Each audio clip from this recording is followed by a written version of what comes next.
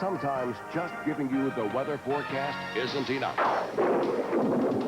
Storm team coverage while you're going through it, after it hits, when you need it the most.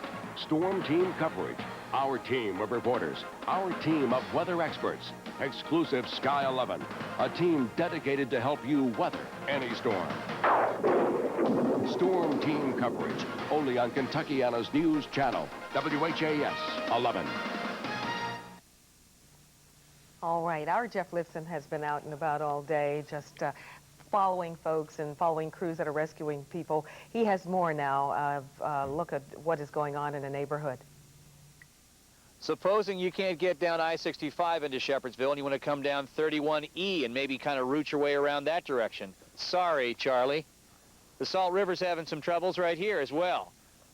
Backed up, washing out this road. This is 2674, and police officers here tell us that they're going to shut down 31W here pretty soon because of all the gawkers and probably news vehicles that are coming down this direction.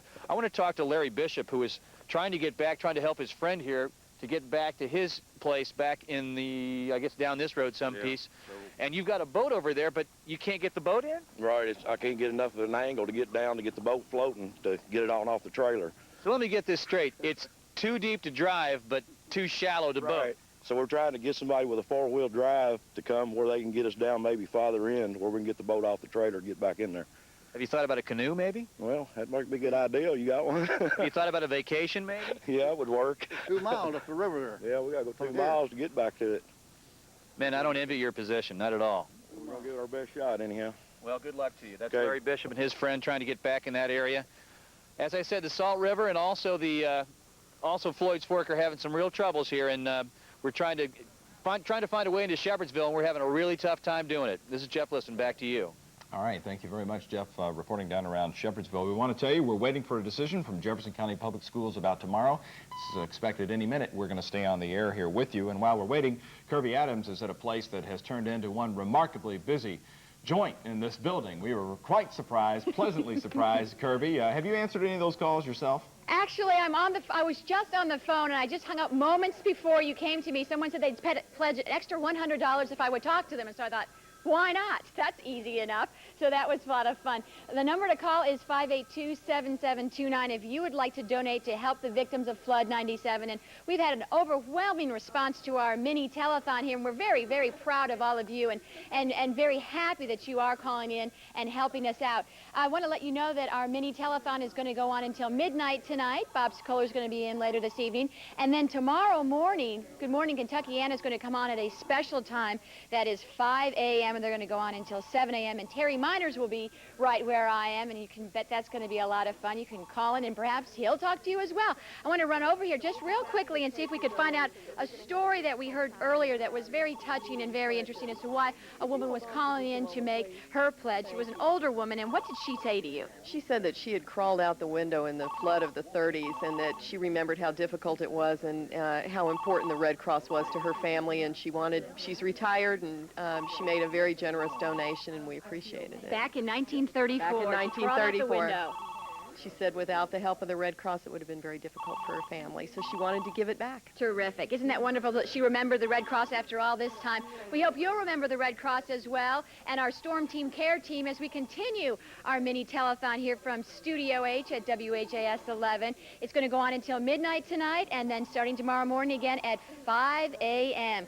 With that, back to you, Doug and Jean, and hope everybody keeps up the good work back here. I'll bet the phones ring even at 5 a.m. I got to tell you, it shouldn't be a surprise to us because we do the Crusade for Children every year, but I tell you, the outpouring of help and generosity in this community is just outstanding. Let's go to Brooke Willis now, who is still near the New Cut Road area. Brooke? Jean, we're standing along this road here, along Harper's Ferry Road. It's very dark and it's getting very cold. You really can't see very well behind us, but we can still see people in boats out there. Folks are still heading here. This is basically a launch ramp is what this has turned into be, to go to their homes, check in on things. Some people are trying to salvage still more belongings. One of those folks who's been out there in a boat off and on all day is Les Vogt. Les, your home is pretty much underwater, but you're camped out here for much of the night. What are you going to do here? Mostly just haul people that might come over here and need to get to their house to get supplies for the night and stuff like that. Well, as far as my house goes, you can't do much till the water goes down, but we can help people get in and get medication. Some people need to get clothes for work tomorrow or whatever. Now, you're a veteran of this flooding in this neighborhood for many years, but you've never seen it like this. How long do you think it'll be before the floodwaters go away? I would like to see it tomorrow morning go down. I don't know if it will or not. If we have any more rain, we'd be in trouble. But we need to get the cars out of here, motor homes, things like that out of here and start getting them cleaned up because...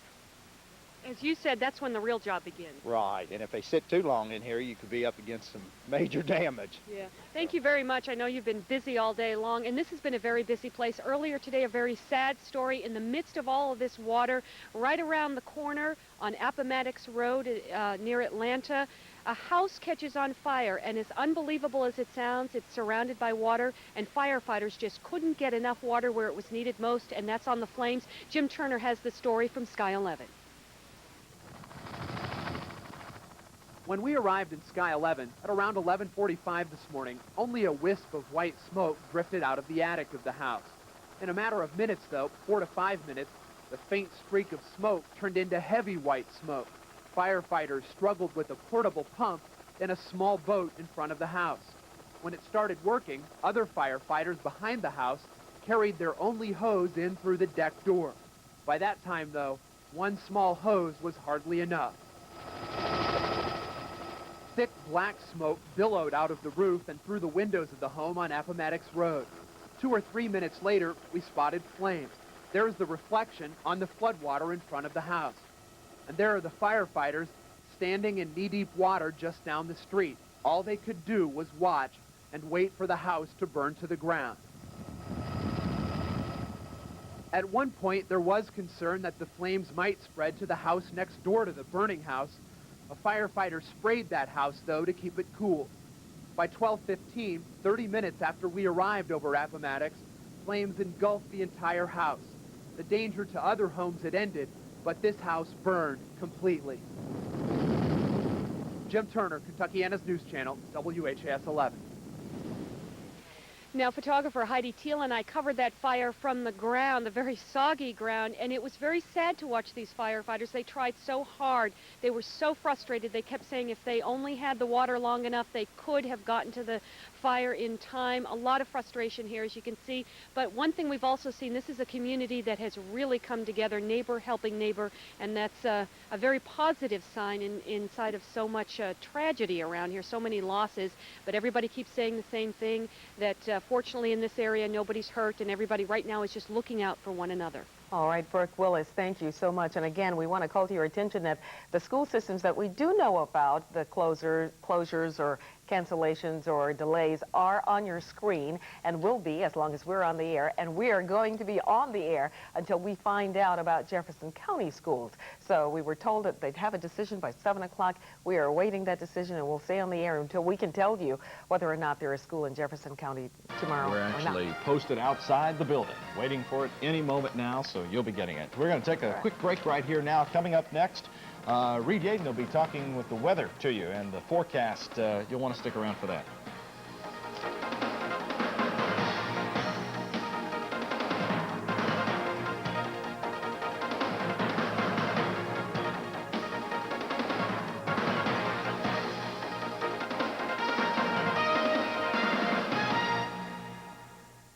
When the big story breaks, Kentuckiana's news channel goes in the air. Exclusive Sky 11, Kentuckiana's only live TV news helicopter, hovering over the news. Some things can only be seen from the air. Exclusive Sky 11, first in the air, first on the air, live only on Kentuckiana's news channel, WHAS 11. We're kicking off an amazing 10-point Doppler and the WHAS 11 Storm Team.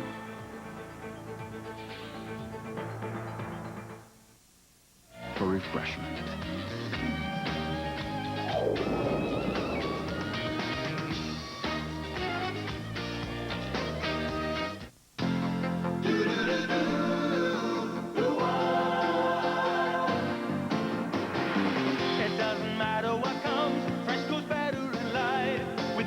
Fresh and full of life.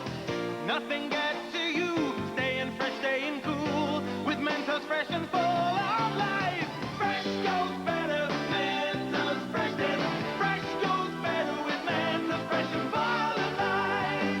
Because the Fresh Maker. You know, sometimes the simplest things work best. If you want to keep your kids away from drugs, make sure you talk to them about the risks. ABC Tuesday, Ellen joins the group. First, Roseanne has her first grandchild, and it's the miracle that changes her forever. That is so cute. It's almost worth me dropping 200 pounds and slipping into it myself. Then, I like to be unpredictable. Ellen's really moving. Like I said, unpredictable. To an all-new Night and Time, ABC Tuesday. Yes, Tempest. Fascinating case. Sociopath. Totally. Thinks he's from the future. Arrest. Well, there has been a complete media blackout on your campaign. This is actually the first interview you've given, isn't it? Well, I've just been waiting for the right journalist. This is a special report from the news channel WHAS 11. I'm Jean West, and we have been waiting for word from Jefferson County Schools as to whether or not schools will be opened or closed tomorrow. Let's go right to Stephanie Collins, who's live at the Van Hoos Educational Center. Stephanie, what is the decision? Well, Jean, their decision is Jefferson County schools will be open except for 6. Now, Jefferson County schools will be on a 1-hour delay. All Jefferson County schools, again, on a 1-hour delay. 6 schools are closed. That is Fairdale High School and Elementary, South Park TAP Program, Lassiter Middle School, Coral Ridge Elementary, and Miners Lane Elementary School. Those are the 6 schools that will be closed. We have Lauren Roberts from the school system here with us. Lauren, how did you come up with this list of schools to close? Well, basically, our transportation coordinators were out this afternoon driving around the areas. We also met with local officials, and it's just really impossible for us to get our vehicles into those particular areas, and we understand that those families are experiencing some significant difficulties. So we also understand, though, that there are children who live in these particularly affected areas that may go to school outside that area, and if the parents can get them to school, that's wonderful and that's great if that is appropriate for their situation. If not, the schools will work with those families. But otherwise, everyone else, we're planning to have classes tomorrow on a 1-hour delay. Also, we need to let folks know that for the Early Childhood Jump Start program, which is a half-day morning program, that morning program, there will be no transportation provided. Parents, if they can get their children there, that program will be open. Okay, now schools that have shelters in them, though, they're not on this list. They will be open. They will be open. The shelters should not affect us at all. We have enough space at those buildings to accommodate folks from the community and to try and help them out and make sure they get fed and have everything that they need. Okay, thank you, Lauren, for joining us live here. One more time, I want to go through this list because I know so many people have been waiting for it. All Jefferson County schools open, but on a 1-hour delay, except for these 6 schools: Fairdale High School and Elementary School, South Park TAP Program, Lassiter Middle School, Coral Ridge Elementary School, and Miners Lane Elementary School. That's the decision right now, Jean, and we'll have more on this at 11 o'clock. And if you didn't catch those, we'll have them again at 11. All right, Stephanie, thank you so much. Now let's go to Kirby Adams, who is in our Storm Team Care Team Center. There with the phones ringing. Kirby?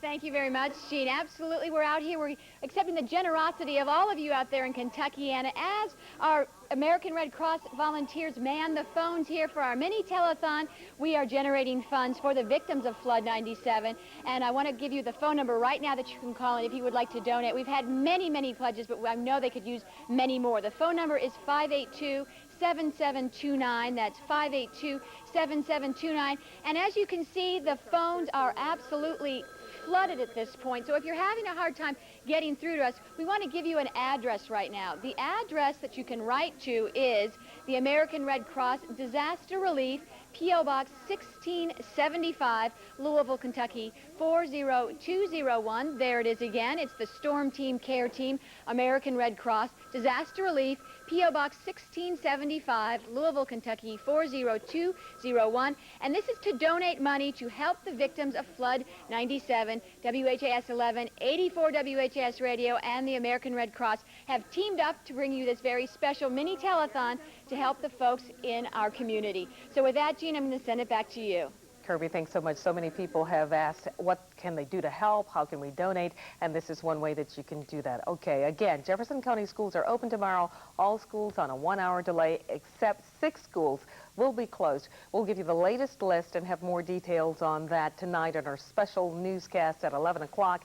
Stay with us. I'm Jean West. This has been a special report. We now return you to Superman, already in progress.